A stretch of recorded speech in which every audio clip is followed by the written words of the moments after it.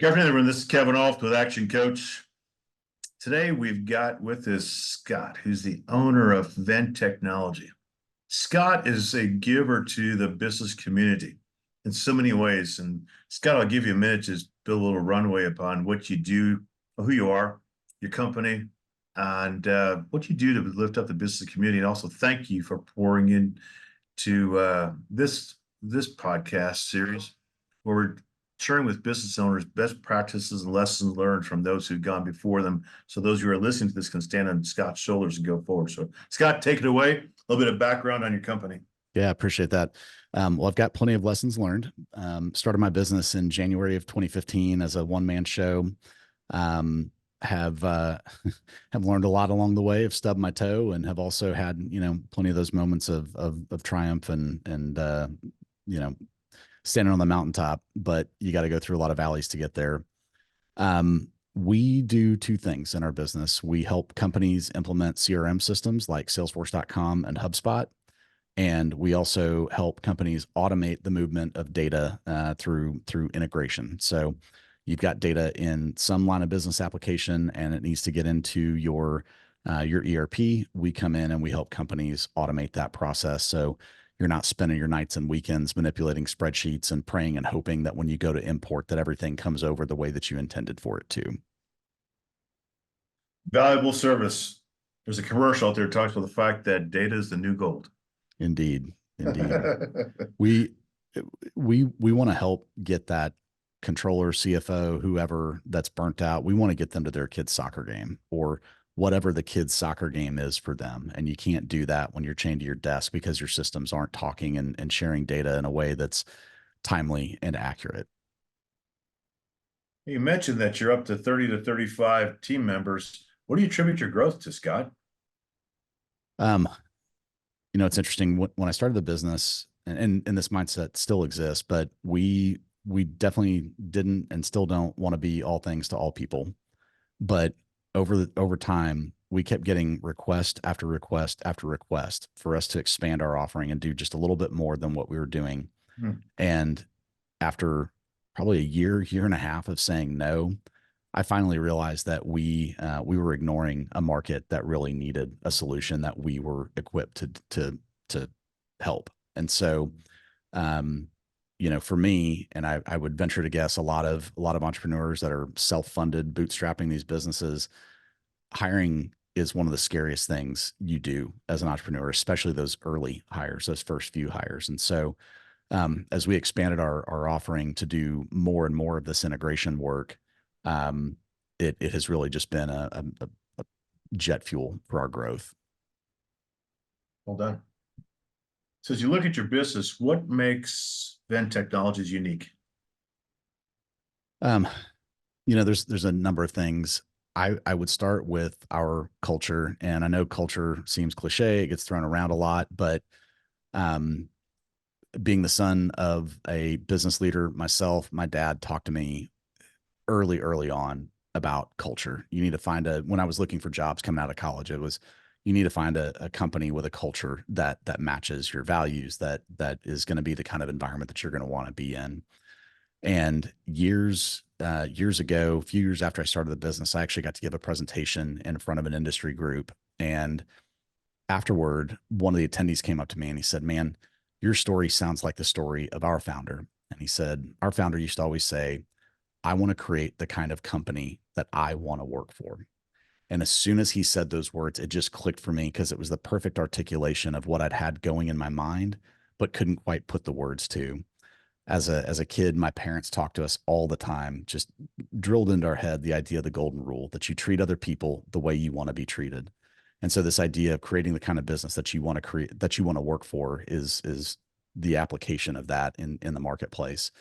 And so, we've created an atmosphere of fun. In fact, we got our best places to work survey results back the other day, and the number one word that gets that is used to describe our company, both externally and internally, is fun. And so, we don't take ourselves too seriously. We have a life-size Yeti as a mascot, like a abominable snowman Yeti.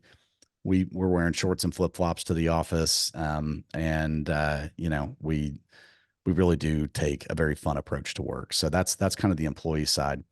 But when you take care of your people like that, that comes through to your customers and your partners, and it makes you attractive to the market. And when, there's plenty of people out there that do what we do, but the way that we engage with people is we're relationship driven. We are not transaction driven. And I'll tell people up front, hey, if you're just looking for a vendor to come in and do this and get out, that's not us. You can go look for somebody else. But if you're looking for a partner and you're looking for a long-term relationship, and you don't think that your first engagement with whoever you choose is going to be your last, then I think you're talking to the right folks. That's us. Excellent. As you think back to starting the business in 2015, what would you do different? Having 9 years under your belt now. I think the first thing I would have done is I would have hired sooner. Hmm. Um, Looking back, that was one of our greatest hindrances to growth. And that was also a huge, huge hurdle that I had to get over. The fear of hiring was just so strong for me. Again, we're bootstrapped. And when I got to the place where I knew I could feed my own family, but I had a little bit too much work to do. And I started going through this thought process of, okay, I can feed my own family now, but can I feed somebody else's? And when you're the owner, you eat last. Your team eats first, you eat last. And so getting over that hurdle was the first step. And then the second thing that I had to get over was, um, is this person going to care as much about the success of our customers as I do? And something we did early on was lay out our core values and using that as a filter to hire people and try to ascertain as best you can on the front end, is this somebody who cares about the success of the customer as much as we do? It's been really helpful. Makes a huge difference, definitely, to have those core values mapped out and understand how to vet out prospective team members to those. Without a doubt. Mm-hmm. So as you think about the fact you employ a number of folks, going on 3 dozen, what have been your biggest lessons carrying forward from what you just talked about? Biggest lessons as an employer? Um, so I'm going to go kind of the opposite direction. um, one of the biggest hurdles is I'm a pretty nice guy. I'm a pretty compassionate guy. I'm a pretty empathetic guy. And unfortunately, at some point in the life cycle of your business, there's going to be people that aren't thriving in the business for one reason or another. And I think, biggest lesson learned as it relates to people is that when you see people that aren't thriving and it doesn't look like they're going to, you need to free them to find that place that they can thrive sooner rather than later. And I think it's a hard thing for anybody. And if it's not a hard thing, you probably need to check yourself, but um, it's a hard thing, but oftentimes it can be the right thing, not just for the business, but for them as well. Yeah. Yes, very true. Because the team members who are thriving, they're grateful when the leadership, ownership makes the necessary choices. They just do. Yeah. One person can really hold the team back in big ways. Yes.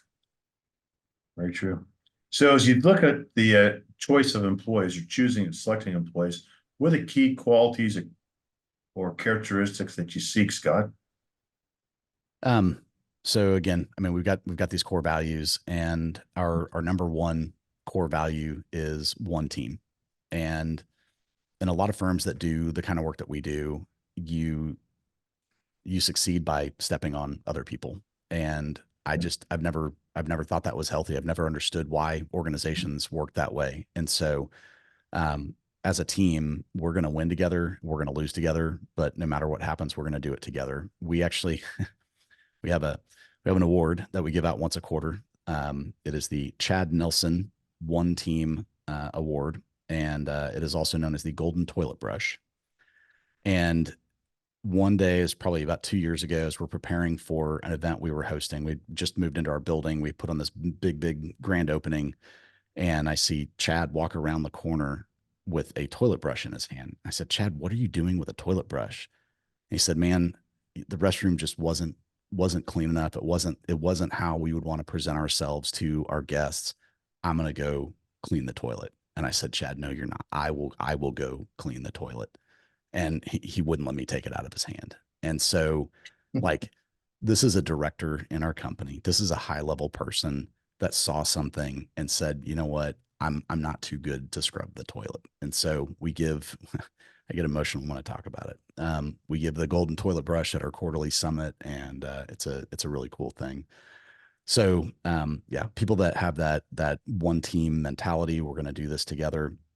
Another one of our core values is responsible stewardship, and so it's our job to make sure that our customers and our partners are successful, and that gets back to what I was talking about earlier. So we're looking for people that have that mentality. We're looking for people that are always looking to learn. Um, our world changes so fast. Even before the podcast, you and I are talking about how just business in general is dynamic. Well, being in the technology space, there's always something new. The products that we're working with, they're putting out new features all the time, and so you got to stay on your toes. Um, Another one of our values is delighted partners, and so we're looking for people that don't want to just do the job and do it well, but we want people that will do it in a way that creates delight for our partners. Phenomenal. And being delighted is a very high emotional state.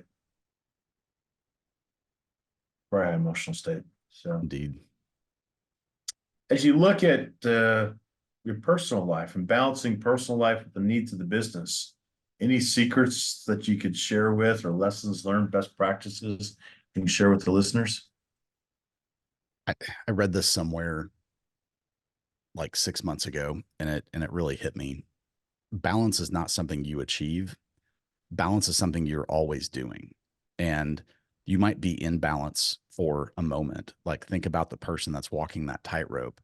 They don't get on the tightrope and they're balanced as long as they're on the tightrope. With each step, they're having to balance and rebalance. And so balance is something that you're constantly working on. And there are going to be times when it tilts one way or the other.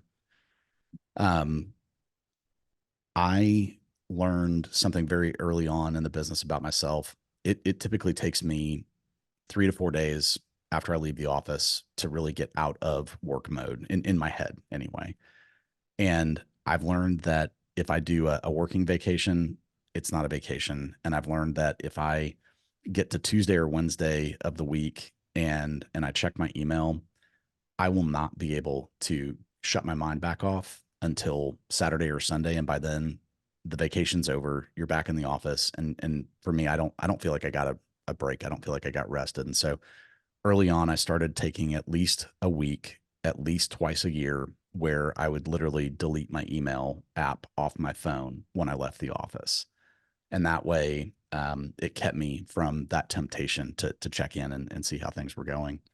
More recently, last summer, I actually took a 5 week sabbatical, and it was a year and a half long process of preparing our team. And really the genesis of the sabbatical was not, hey, Scott's tired and he needs an extended break. The genesis was, we're going to put processes in place. We're going to figure out where I'm a bottleneck. We're going to create clarity and accountability. And to test this thing, we're going to unplug Scott for an extended period. And I'm not going to lie, the intent definitely was, let's test what we've built. But as the day got closer and closer, the the idea of this extended break just became more and more appealing. And so my out of office message said, I'm gone from this day to this day. Contact this person for this person for that. And if you really truly need me, set a reminder and email me after this date, because when I come back, however many thousands of emails are here are just getting purged. And so it was great. It was great time with my family. Been married. My wife and I just celebrated 20 years. We've got 3 kids. And so It was a very, very sweet, sweet time to have completely unplugged with them.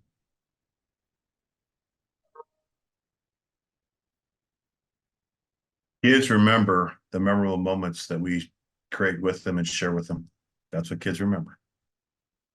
Yep, without a doubt. It's our presence with them, not the presents that we buy them. Uh, with without a doubt. Yeah. So well done. Very well done. Scott, anything else you'd like to add for those who are viewing this business spot? You know, you and I were talking before the interview, and something you said, and this comes up in so many of the conversations that I have with other entrepreneurs. If you don't have a mentor, find one. And mentorship doesn't have to be this big formal thing. It can be. And I've got those kinds of relationships. But find somebody. Maybe it's somebody that's a little bit older, a little bit wiser, a little bit further ahead that you go to coffee with here and there. Or maybe it is that coach that you're gonna, sit down with on a monthly basis and really go through some kind of a program. But whatever it is, find a mentor. Amen. Yes. As I shared with you, I've got several myself. So Me too. all right. Scott, thank you very much. Appreciate you pouring into the business community. Well done on creating jobs. And the biggest thing is you're creating careers in an environment that just folks, I'm sure they wake up in the morning and are so grateful for the opportunity to be part of what you're building. So blessings to you. Thank you. Welcome.